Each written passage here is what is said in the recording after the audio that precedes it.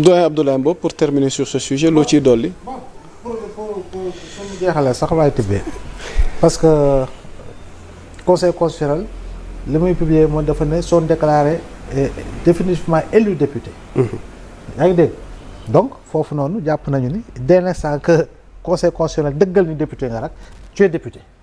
c'est-à-dire que mandat bi moom jeex na kon mandat bi si wàllu boppam moo am solo léegi nag comme ni ñu ko waxee installation réinstallation dina ma jaaxal que le conseil constitutionnel puisse désigner le président de l'Assemblée nationale dina ma jaaxal très sincèrement compte tenu de lu ñu fi jot a wax yëpp. léegi nag si li nga xam mooy révision constitution bi président bi laaj na avis conseil constitutionnel comme ni ko suñu waxee génn na avis wax na jël décision wax na lii soppi leen ko lii baax na lii baaxul. au même moment annoncé nañu fële proposition boo xam ne si député lay jógee pour révision constitutionnelle xamaguñu lan mooy contenu bi lan mooy teneur bi lan mooy orientation xamaguñ ko mais lépp solo dans tout cela ce n'est pas dire que oui l'Assemblée nationale a bel et bien le droit oui am na droit bi ce n'est pas dire que l'exécutif a bel et bien le droit am na droit bi parce que xam nañu initiative de loi fan si ñan lay jógee en tant que projet c'est l'exécutif en tant que proposition ce sont les députés moo tax fii nag il faut impérativement un pont de dialogue impérativement entre les deux pouvoirs c'est-à-dire que le dialogue doit être véritablement prégnant absolument prégnant pour que en réalité li gars yi ñu bari bëgg di njort surtout ñi nga xam ne ce sont des pyromanes ambulants nga xam ne moom rek la ñuy wër que l'on puisse éviter toute forme de crise parce que en réalité Sénégal rek la ñu war a mën a jiital intérêt partisan beeg intérêt politique bi amatul solo je pense que tey bu ñu nee sax exécutif bi da ngay gis day am toujours ministre chargé des relations avec les institutions. Donc dialogue boobu pont de dialogue boobu warta rompre malgré les divergences politiques ñëpp gis ko yaa ngi dégg malgré les positions politiques dégagées ñëpp gis ko mais il faut impérativement que les deux parties moo xam le pouvoir exécutif et le pouvoir législatif puissent dialoguer. Donc ñaari président yi kii di dauphin constitutionnel kii mooy yore chef de l'exécutif mooy président jàpp naa nag foofu dañu war a waxtaan léegi nag mënugoo si sori étant donné que li ñu ne dañ koy andi comme proposition yoo xamul lan la lan la ñu war a réviser xamoo ko xam nga mënoo si sori donc je pense que am na si projet de loi yi yoo xam ne par exemple gis naa si foo xam ne dañ ne président après installation bi désormais moom mooy statuer par rapport à la légalité la régularité du bureau de l'Assemblée foofu nag dama ne exécutif am fa wàll parce que c'est un pouvoir même si le président est la clé de voûte des institutions jàpp naa nag assemblée war nañ ko bàyyi mu jouer rôle am pleinement si li nga xam mooy installation bureau ak nu ñu koy defee conformément au règlement intérieur mais je dis encore une fois fii moom amul xëccoo révision bi fii lay jaare wala révision fa lay jaare lan mooy gën ci Sénégal lan mooy gën ci Sénégalais yi moo ëpp solo moo tax foofu nag moom il faudra quand même que les deux parties wéyal le dialogue parce que le dialogue ne saurait être interrompu parce que ils sont appelés à diriger le pays ensemble malgré les divergences parce que exécutif lu mu soxla même ba ci lépp yaa ngi dégg ku koy autoriser ce sera l'Assemblée exécutif lépp lu mu soxla en matière de loi fan la war a jaar Assemblée donc impérativement il faudra que les deux parties puissent dialoguer. C'est important doyen Abass on termine sur ce sujet loo ci dolli vite fait. xam nga ñi daal liñ ci wax. téere la. xam nga wax bu leere nopp yu koy dégg day féex. ok mais Sénégal dañuy bëgg di leen demal wax waaye la cuun wax nii moom la ñu liir ci article yu bëri ci constitution bi la ma ci bëgg a dolli nag mooy référendum moom nañ ñu ci musal amuñu koppar réew mi métti na nit ñi taluñoo dem ay élection ak i toogaat fii dinaan dañuy campagne ak i di kërti li ñu war a def respecter le calendrier électoral wax ji coow li yëpp buñ ko basé ci ay calcul politique tey dégg naa mu njaay si se mu naan waaw il faut que ñu éviter dugg fii génne fii di juuti lay bu rafet affaire bi amul lay bu rafet dëgg moo neex yàlla yoon lii la mayee nañ ca dem élection législative mais kii 2027 la local yi nañ dem local ku ñeme na samp sa ndënd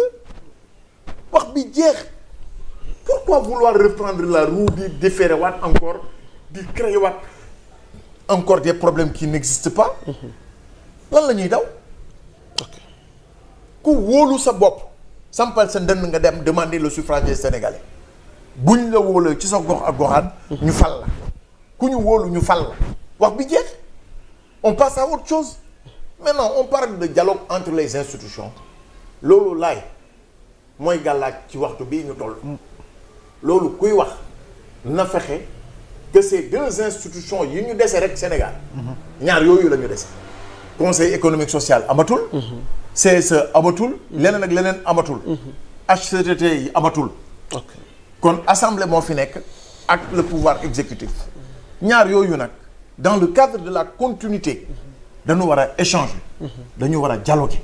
pour éviter quoi le blocage institutionnel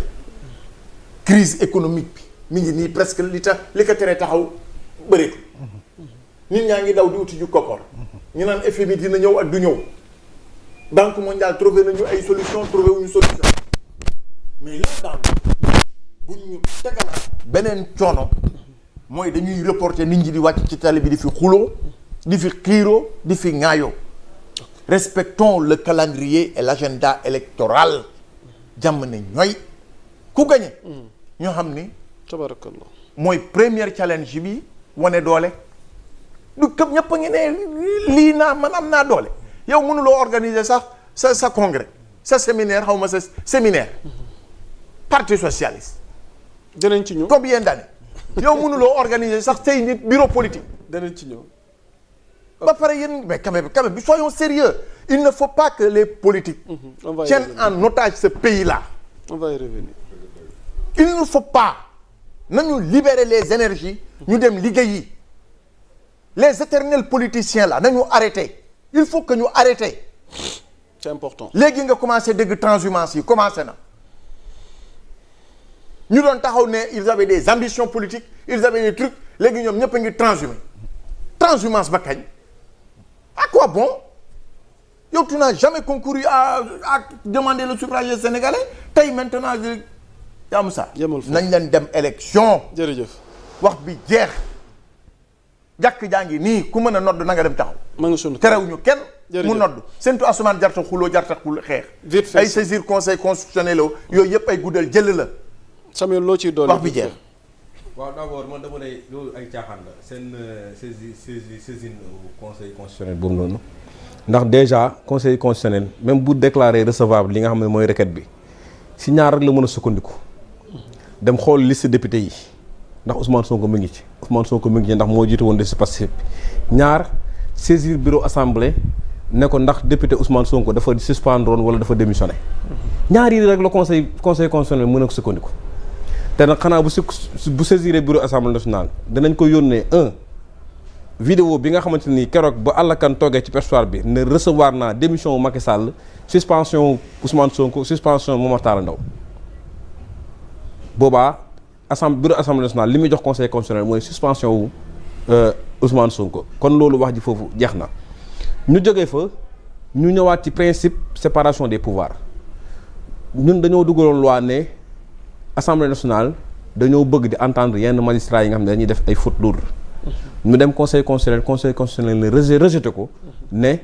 seen yoon newul ci justice le principe de la séparation des pouvoirs loolu bu ko nit ñi fàtte ñu jógewaat foofu loi bi ñu article L28 L29 keroog bañ koy voté dafa am benn alinéa boo xamante ni dañ ko modifié ci biir assemblée bi mooy lan mooy alinéa 2 bi nga xamante ni principe de rétroactivité wu loi bi ñu ne dafay biaisé ci les décisions de justice yi nga xamante ni juge prononcé na dindi éligibilité nit ci lañ def kii bi mu te sax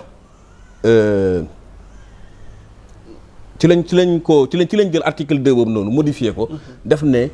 principe de rétroactivité bi concerné tul li nga xamante ni mooy décision de justice képp koo xamante ni juge toog nag prononcé ne da tëj nañ la 5 ans wala tëj nañ la 6 mois ba pare dindi nañ li nga xamante ni mooy sa droit civique loolu yow bokkoo ci article 29 boobu noonu donc loolu assemblée nationale bu ko defee c'est pour respecter le principe de la séparation des pouvoirs kon donc jàpp naa ni li nga xamante ni mooy doxal bureau assemblée nationale loolu yoonu conseil constitutionnel nekku ci bu ñu fa jógee ñun ñëw ñi ci